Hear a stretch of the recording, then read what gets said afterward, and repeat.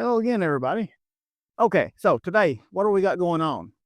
We have my Silverado that has the auxiliary power system in it. And this is a 120 volt AC system that is integrated into this truck. And it runs off of its own dedicated battery. So, what I'm going to do, I'm going to bring in here and show you what all I have done and what all improvements I've made. Remember, I have a plug up here. That's a 110 volt plug. In the back, right here, we have a 110 volt plug, duplex receptacle, and that is actually mounted to the bedside. That's not mounted to the liner, that's mounted to the bedside. Okay, so for a little recap of what we have going on here, here's our lithium battery. You can see the wire for the alternator runs straight over here, and it's hooked to this breaker. Now, I am going to move this breaker somewhere else.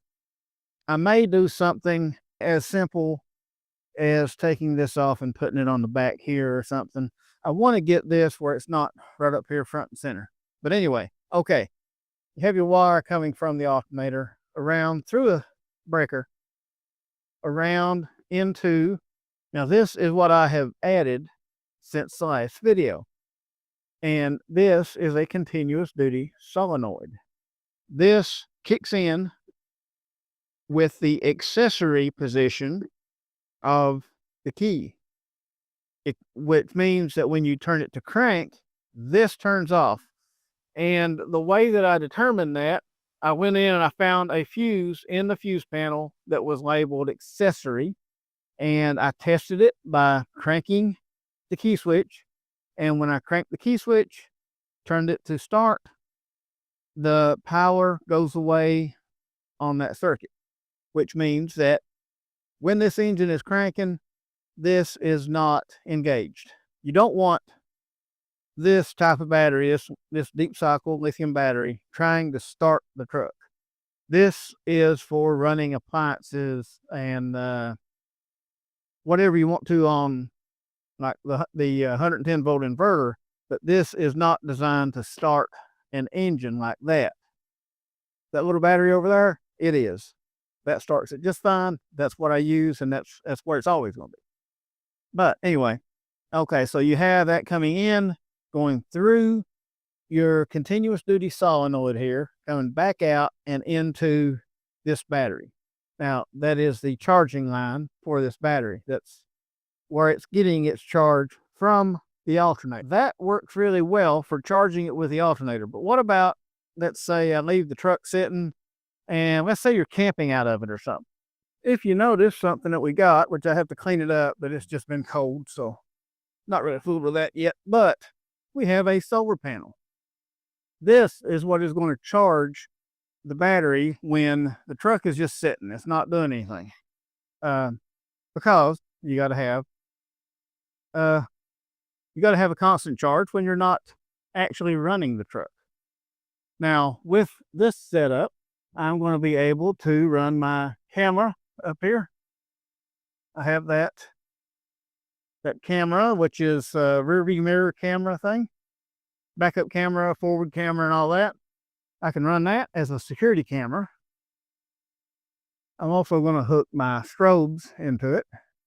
They're hooked into the main battery right now, but I'm going to hook those into the auxiliary battery.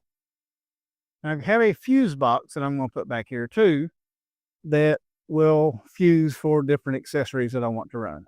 Like I was thinking about maybe getting some lights inside the bed and all that. Now, in order to do this, this is an old toolbox that was given to me, and the reason somebody gave it to me is because basically he's going to throw it away. Somebody had cut it in two and tried to make this was always a single door toolbox.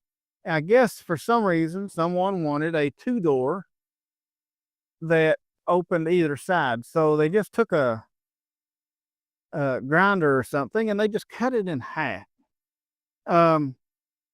And I mean, I could tell right as soon as I seen it, the main problem with that, water comes in right there. So this toolbox was useless anyway, unless you fix that, and then it's going to look funny. So um, I drilled a hole in it anyway to get the wires through. So that's kind of beside the point.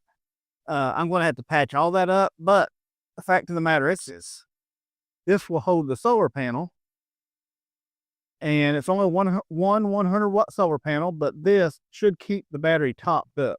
Now, as far as running everything in full sun, it'll run, of course, 100 watts worth of power. But most of the time, you're going to have, what, maybe 40, 50 watts if the sun is just kind of barely hitting it. Like right now, you're probably getting maybe 10 watts. Well, actually, right now, you're getting nothing, but not even hooked up. And one problem with hooking up the solar panel is I'm still waiting on the charge controller and also some wire. So what are the use cases for something like this? Okay, the first obvious for work. Now, if you work with a lot of or power tools and stuff like that, well, you got a plug in the back right by your little workbench back there, the tailgate. So anything you want to plug in back there within reason that draws less than 1,500 watts, plug it into their work. For out working, like work lights in the back, I'll probably put some work lights to shine in the back. Now, also, another good use case for it would be for camping. Now, if you take this truck camping, you have your household power right there. With the solar panel, you don't even have to start your truck up to run your basic appliances. If you let it charge all day, you'll have plenty of power. Now, it would be better to have more panels. I don't have room for more panels. Let's say, though, if you had a camper top on it or one of the little bed toppers, now you could put several solar panels up there and have you a real good system. Also, another use case for this is for emergency uses. Now, let's say that you have a medical device, like a CPAP machine or something like that, that you have to run at night when you sleep, and your commercial power goes out. Now, you need to be able to run that machine. Well, you can run an extension cord from your truck, plugged in to that plug right there in the back, run it into your house, and it can run your machine for you. It could even potentially, depending on how many amp hours of battery you have, you could even run a refrigerator or some lights or whatever you needed to run. That is my Silverado's power system. Now, I have one more note. For some of y'all that may be interested, I have been making some short films lately, and I have noticed that they don't do as well on this channel because the audience that watches this channel, a lot of the people, they come to see DIY stuff. They come to see me invent and build and fix stuff. Or maybe you might have come for seeing me work on cars, work on computers. I work on all, pretty much anything, but you didn't really come to see me make short films. And I understand that. Now, if you do want to see my short films, I have created another channel. And that other channel, the name of it is Cave Branch Studio. If you would like to see all the new short films that I come out with and all the old ones that I have made, I have Draw Wars on there. I have the last couple of films that I've made, and there's a couple other things getting ready to go up there. And